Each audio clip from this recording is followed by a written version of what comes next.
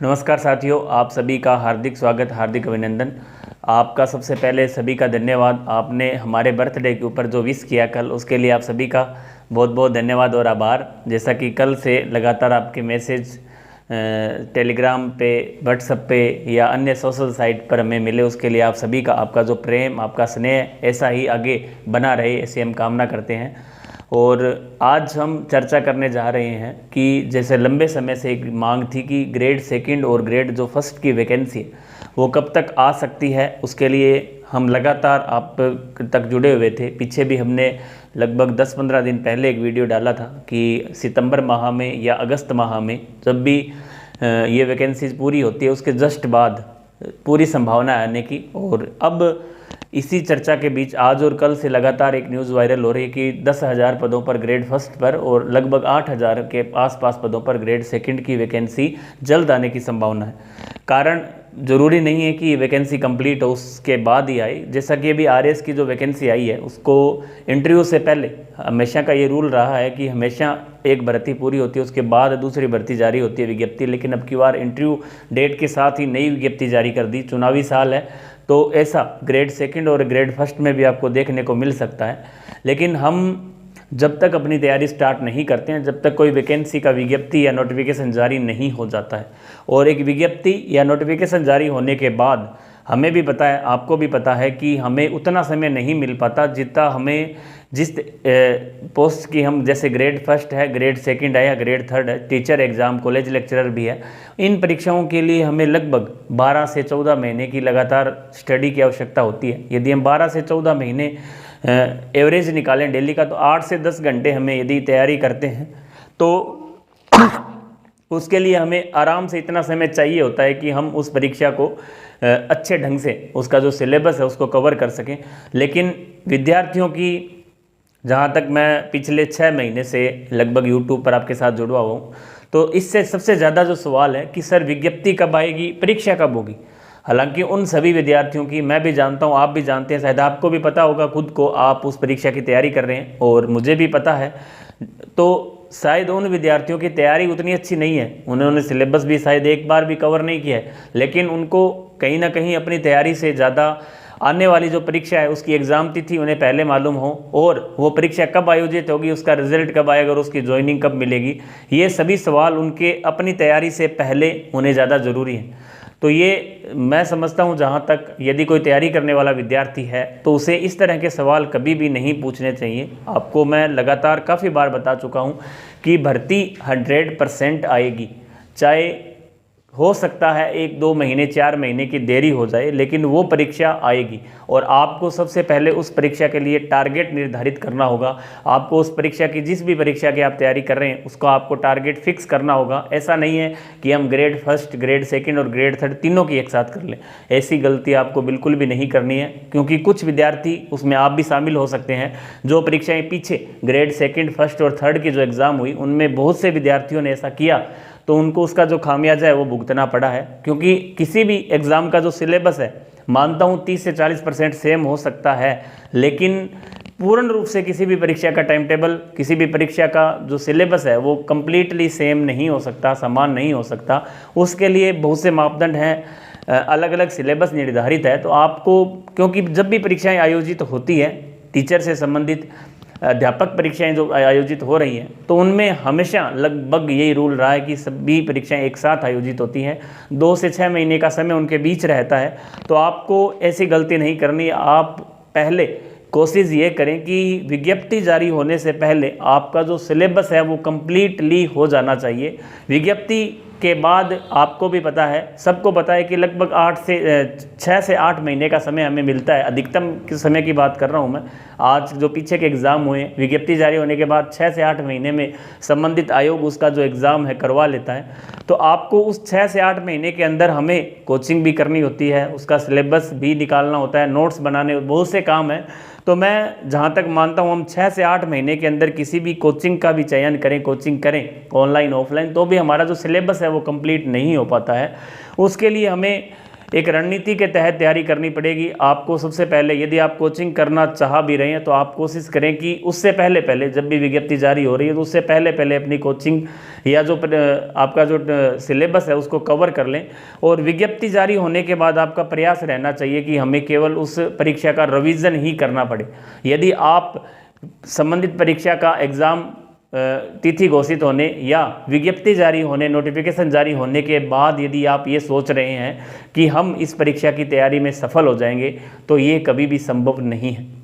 हो सकता है आपको ये बात थोड़ी चुभ रही हो या लग रही हो, आपको लगा हो भी सही सर थोड़ा सा इस तरह बोल रहे हैं, लेकिन ये बात कहीं ना कहीं सही है। आपको किसी भी परीक्षा की तैयारी के लिए कम से कम 12 से 14 महीने की तैयारी आपको हर हाल में करनी पड़ेगी, तभी जाके इतना बड़ा सिलेबस कवर होता है। चाहे आप एसएसटी से हो, साइंस से हो, इंग्लिश, हिंदी, कोई भी सब्जेक्ट है आपका, उनके लिए सभी के लिए हमें उस परीक्षा के लिए 12 से 14 महीने हमें डेडिकेशन देना होगा, डेडिकेट होना पड़ेगा उस परीक्षा के लिए। तो आप आज ही ये समय बिल्कुल ना खराब करें। परीक्षा की जो नोटिफिकेशन है आपको जल्द देखने को मिलेगा।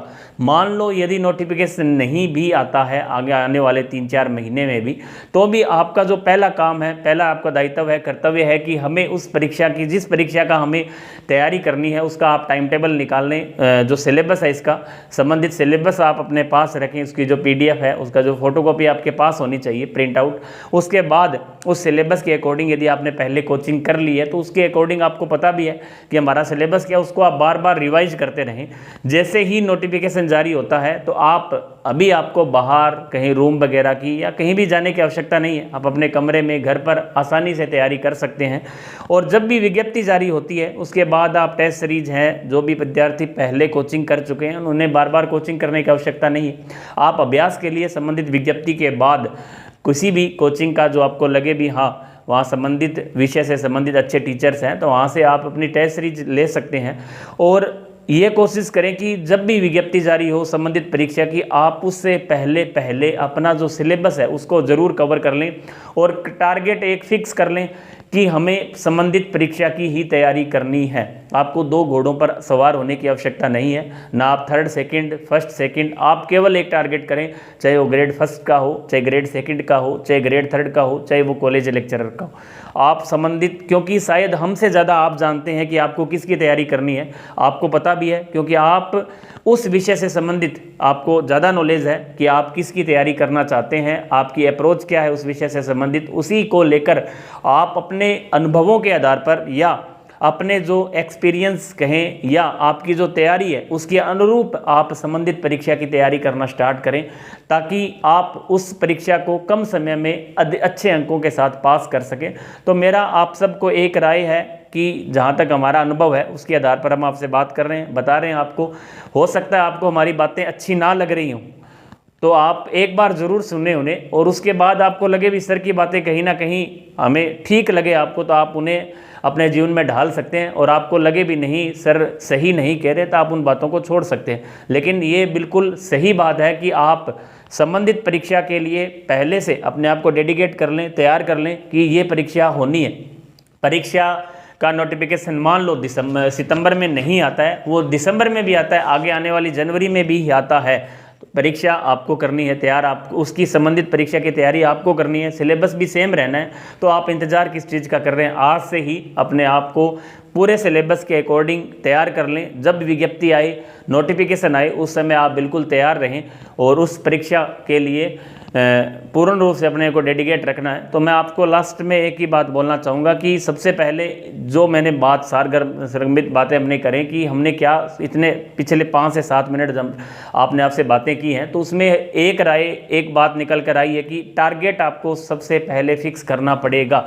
चाहे आप 2nd ग्रेड साइंस से हैं, चाहे आप SST से हैं, चाहे आप हिंदी से हैं, चाहे आप 1st ग्रेड में किसी भी सब्जेक्ट से हैं, या आप रीट मुख्य परीक्षा, रीट पात्रता परीक्षा की तैयारी कर रहे हैं, तो आप सबको संबंधित परीक्षा के लिए आप सबसे पहले अपने आप को डेडिकेट कर लें। एक विश्वास और सोच लें पहले कि हाँ हमें संबंधित परीक्षा की तैयारी ही करनी है। ये सबसे इम्पोर्टेंट है। यदि आपने उस परीक्षा के बारे में सोच लिया और तैयारी स्टार्ट कर दी तो आपको दुनिया की कोई भी ऐसी ताकत नहीं है जो आपको रोक लेगी। लेकिन आपका जो सेल्फ कॉन्फिडेंस है, आपका जो सेल्फ कॉन्फिडेंस है वो मजबूत होना चाहिए। आपका धैर्य होना चाहिए आप में भी, हाँ हम इस परीक्षा की तैयारी इतने समय में कर सकते हैं।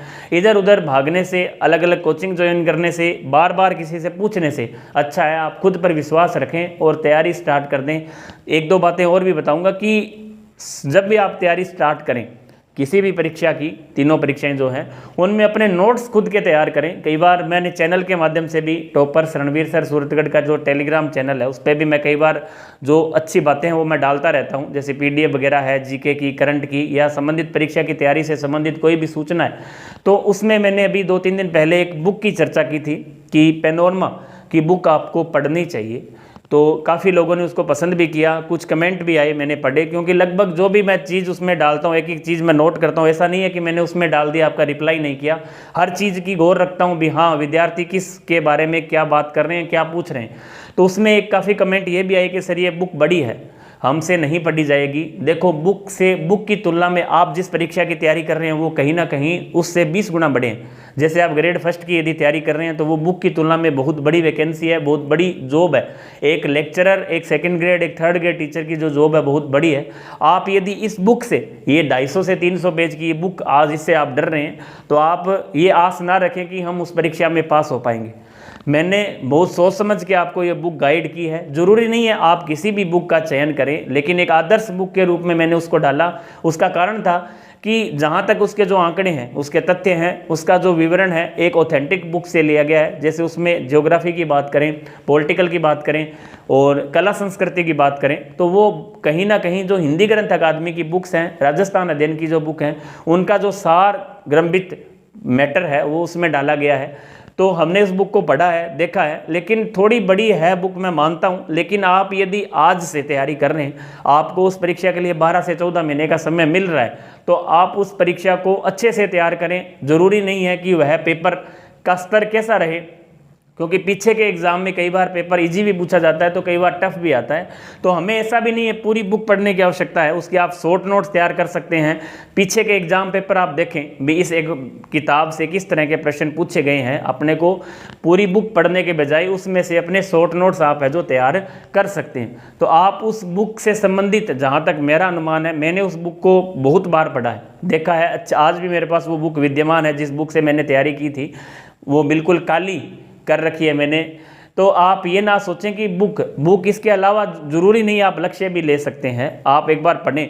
लेकिन आपके द्वारा जो पूछा गया प्रश्न था कि हम फर्स्ट पेपर के लिए कौन सी बुक का चयन करें, तो मैंने एक मार्ग आपको बताया कि आप इस बुक का चयन कर सकते हैं। एक बार आप पढ़ें, देखें, आपको लग रहा है भी नहीं हमसे नहीं होगा तो आप बुक का चेंज कर सकते हैं। कोई आप पे थोपी नहीं गई है, वो बुक बताया गया है। लेकिन हमने इसलिए बताया है कि मार्केट में आज के ज़माने में आप यदि बुक डिपो पर जाते भी हैं, आप पहली बार तैयारी कर रहे हैं, आपको पता भी नहीं है कौन सी बुक्स पढ़नी है, तो इतनी बुक्स आपको मार्केट में बुक डिपो पर मिलेगी कि आप पहचान ही नहीं कर पाओगे कि हमें किस तरह की बुक का चयन करना चाहिए। इसलिए मैंने आपको वो बुक सजेस्ट की थी। आपको यदि लगे भी हमें इससे अच्छी बुक, अन्य बुक लग रहा है भी हम उस बुक का चयन करें, तो वो भी आप कर सकते हैं, लेकिन आप स्वतंत्र हैं। लेकिन हमने हमारे अनुभवों के आधार पर आपको वो बात शेयर की थी। लेकिन फिर भी आप उनको बातों को सबको छोड़कर आगे आने वाली जो परीक्षाएं हैं उन पर फोकस करें। शॉर्ट नोट्स आप जरूर बनाएं, चाहे आप किसी भी बुक से बना रहे हैं, राजस्थान अध्ययन की बुक है या कोई भी बुक है, उससे आप अपने जो शॉर्ट नोट्स हैं वो तैयार करें। बाकी आप हमारा जो टेलीग्राम चैनल है टॉपर रणवीर सर सूरतगढ़ के नाम से, उसको ज्वाइन करें। और आने वाले समय में जो भी सूचना होगी, आगे हम करंट की क्लासेज या जीके की जो भी क्लासेज होगी वो उस पर हम चर्चा करेंगे। टेस्ट सीरीज भी आगे हम स्टार्ट करेंगे, जैसे ही कोई परीक्षा की विज्ञप्ति जारी होती है तो आप उससे जुड़े रहें। और नेक्स्ट वीडियो में हम फिर आपसे मुलाकात करेंगे। तब तक के लिए जय हिंद, जय भारत, जय राजस्थान।